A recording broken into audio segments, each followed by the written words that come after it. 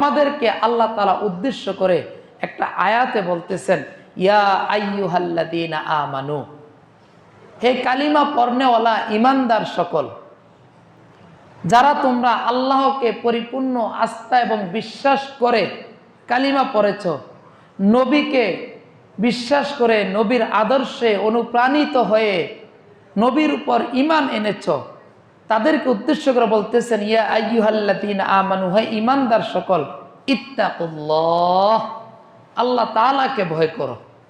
কাকে ভয় করব? কিভাবে ভয় করব? হাক্কা তুকাতিহি, যেমন ভাবে ভয় করার দরকার। যেইভাবে ভয় করলে আমি মনে করব যে আমার ভয়ের হক আদায় হচ্ছে, ঠিক সেইভাবে আল্লাহ তাআলাকে ভয় করতে হবে।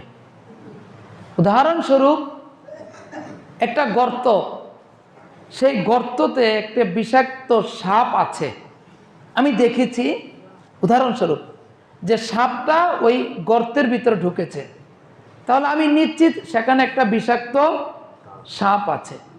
এখন যদি দুনিয়ার কোনো ব্যক্তি, যদি আমি যদি সুস্থ থাকি, অসুস্থ হলে ভিন্ন, আমি যদি সুস্থ থাকি, আমার যদি জ্ঞান বুদ্ধি থাকে, হ্যাঁ, কোনো হতাশা না থাকে, আমাকে যদি কোনো ব্যক্তি বলে 1 লক্ষ টাকা নয়, তোমাকে 10 লক্ষ টাকা দিব, তুমি সেই গর্তের মধ্যে হাতটা দাও, কোনো সুস্থ বিবেকবান মানুষ কি সে গর্তে হাত দিবে?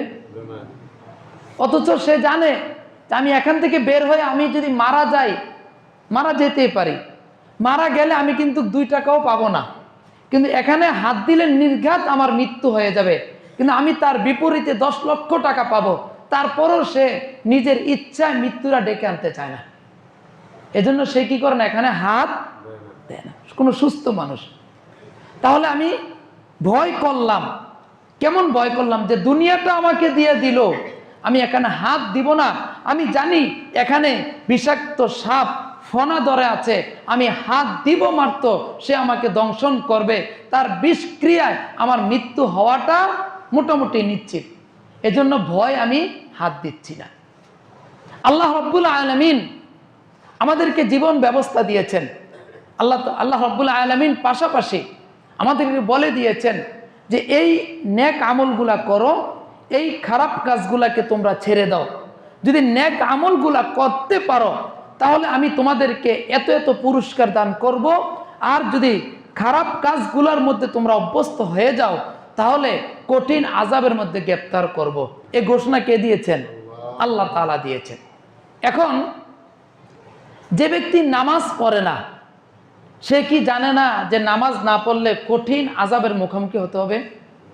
জানে। যে রোজা রাখে না, যে সুদ খায়, যে ঘুষ খায়, মিথ্যা কথা বলে, পাপাচার করে, অন্যের উপর জুলুম করে, গীবত শেখায়ত চগলখড়ি করে, সে কি জানে না যে তার পরিণতি অনেক খারাপ? খারাপ। কিন্তু খারাপ জানার পরেও সে পাপের কাজগুলো করতেছে। তার মানে কি?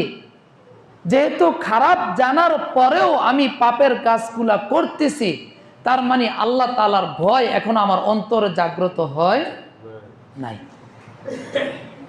যদি ব্যাপারটা এমন হতো যে আল্লাহ মাফ করুক, আমি চুরি করতেছি, কিন্তু চুরি করার হাত দিব, পরক্ষণে আমার মনে হলো না, আমি যদি আরেকজনের সম্পদকে আত্মসাৎ করি, চুরি করি, তাহলে আল্লাহ তাআলা আমাকে কঠিন আযাবের মুখোমুখি করবেন।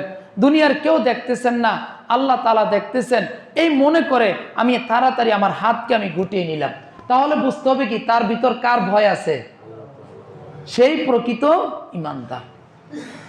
তাহলে আল্লাহ রাব্বুল আলামিন বলতেছেন হাক্কা তুকাতিহি, যেমন ভাবে আল্লাহ তাআলাকে ভয় করার দরকার তেমন ভাবে আল্লাহ তাআলাকে ভয় করতে হবে আমাদের। এখন আমরা সবাই বিবেকমান মানুষ, এখন আমাদেরই চিন্তা করা দরকার যে কতটুকু আল্লাহ তাআলাকে ভয় করলে আমার ভয়ের হক আদায় হবে।